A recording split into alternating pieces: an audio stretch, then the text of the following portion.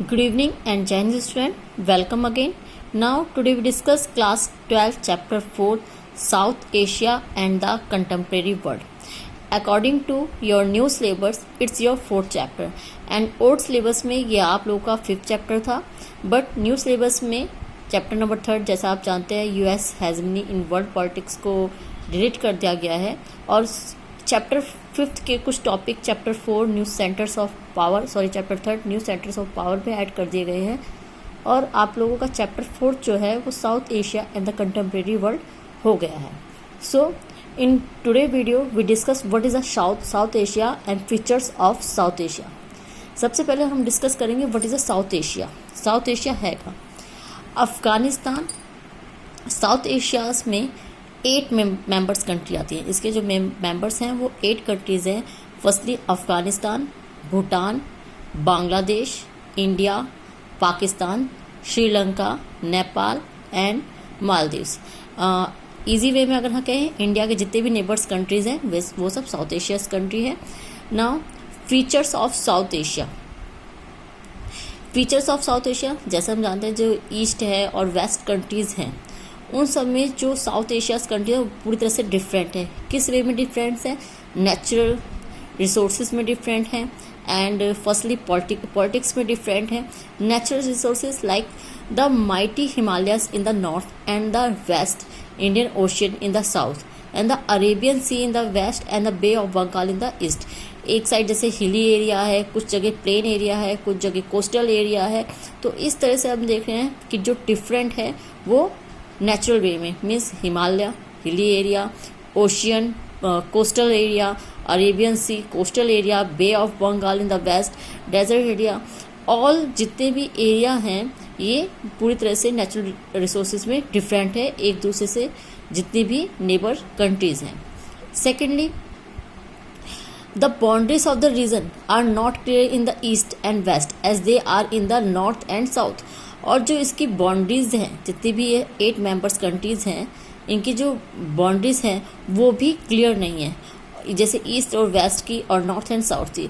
और यही रीज़न है जो आए दिन इसके कन्फ्लिक्ट का रीज़न बनती हैं. लाइक हम देखते हैं इंडिया पाकिस्तान हो गया, चाहे नेपाल हो गया, चाहे बांग्लादेश से, और हम लोग कि आए दिन कोई ना कोई छोटे मोटे छुटपुट या डिस्प्यूट या कॉन्फ्लिक्ट होते रहते हैं और वो बाउंड्री स्पेस पे होते रहते हैं.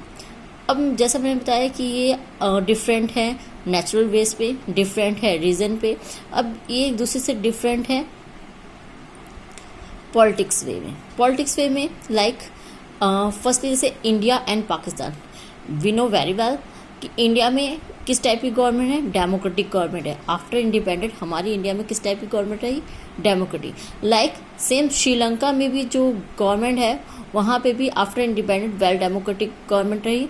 लेकिन हम क्लास 10th में देख चुके हैं वहाँ की जो डेमोक्रेसी प्रॉपर वे में वर्क नहीं कर रही थी. मीन्स वो उनका इंटरनल प्रॉब्लम थी. लाइक इंडिया में भी इस टाइप की कम्युनल बेस इंटरनल प्रॉब्लम होती रहती है. लेकिन हम जो ये दोनों कंट्रीज थी इन्होंने अपनी डेमोक्रेसी को मेंटेन रखा. डेमोक्रेसी हटने नहीं पाई या डेमोक्रेसी के अलावा अदर टाइप की गवर्नमेंट को अडॉप्ट नहीं किया गया. नेक्स्ट है पाकिस्तान एंड बांग्लादेश. पाकिस्तान एंड बांग्लादेश. पाकिस्तान में किस टाइप की मिलिट्री है किस टाइप की गवर्नमेंट है? पाकिस्तान और बांग्लादेश में हम देखते हैं वहाँ पे हमेशा जो गवर्नमेंट होती है वो चेंज होती रहती है. कभी वहाँ पे मिलिट्री रूल होता है तो कभी वहाँ पे डेमोक्रेसी होती है. सो एक इस्टेब्लिश्ड गवर्नमेंट नहीं होती. कभी वहाँ पे जो गवर्नमेंट होती है उस पर मिलिट्री रूल चलता है, कभी डेमोक्रेटिक वे में इलेक्शन होते हैं. तो वहाँ एक इस्टेब्लिश्ड डेमोक्रेसी नहीं रही. नेक्स्ट नेपाल. नेपाल में जैसा हम स्टार्टिंग में अपने क्लास 8th के चैप्टर में भी और क्लास 11th में भी रीड चुके. नेपाल में क्या है? मोनार्क. वहाँ पे किस टाइप का रूप है? मोनार्क. हमने क्लास 8th में इंडियन कॉन्स्टिट्यूशन चैप्टर फर्स्ट आप लोगों ने रीड करा होगा. उसमें नेपाल का एग्जांपल दे रखा है. वहाँ पे नेपाल में किस तरह का गवर्नमेंट थी? वहाँ पे मोनार्क गवर्नमेंट थी. लेकिन वहाँ की जो पब्लिक थी उसने कंटिन्यू काफ़ी मूवमेंट चलाई, प्रोटेस्ट चलाए और डिमांड करी डेमोक्रेसी. अभी मैंने आपको इसको पॉलिटिकल डिफरेंस बताया.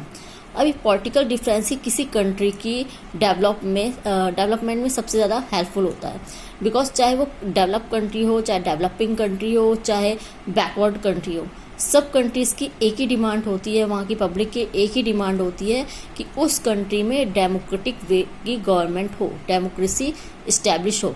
बिकॉज एक डेमोक्रेसी ही ऐसी गवर्नमेंट होती है जो पब्लिक की एस्पिरेशन और ड्रीम को कंप्लीट कर पाती है, और डेमोक्रेसी में ही पब्लिक के व्यूज़ को सुना जाता है। डेमोक्रेसी में ही पब्लिक अपने अकॉर्डिंग अपने रिप्रेजेंटेटिव को चूज़ करती है, वो अपने अकॉर्डिंग अपनी गवर्नमेंट को चूज़ करती है।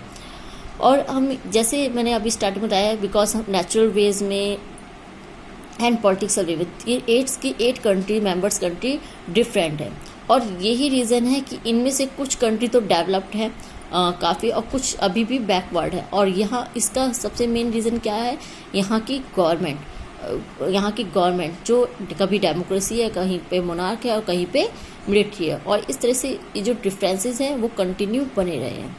अब इस चैप्टर की में हम इन्हीं सब जितनी भी कंट्रीज़ हैं, अफ़गानिस्तान, भूटान, बांग्लादेश, इंडिया, पाकिस्तान, श्रीलंका, नेपाल एंड मालदीव्स, इन सब की केस स्टडी करेंगे हम अपनी नेक्स्ट वीडियो में।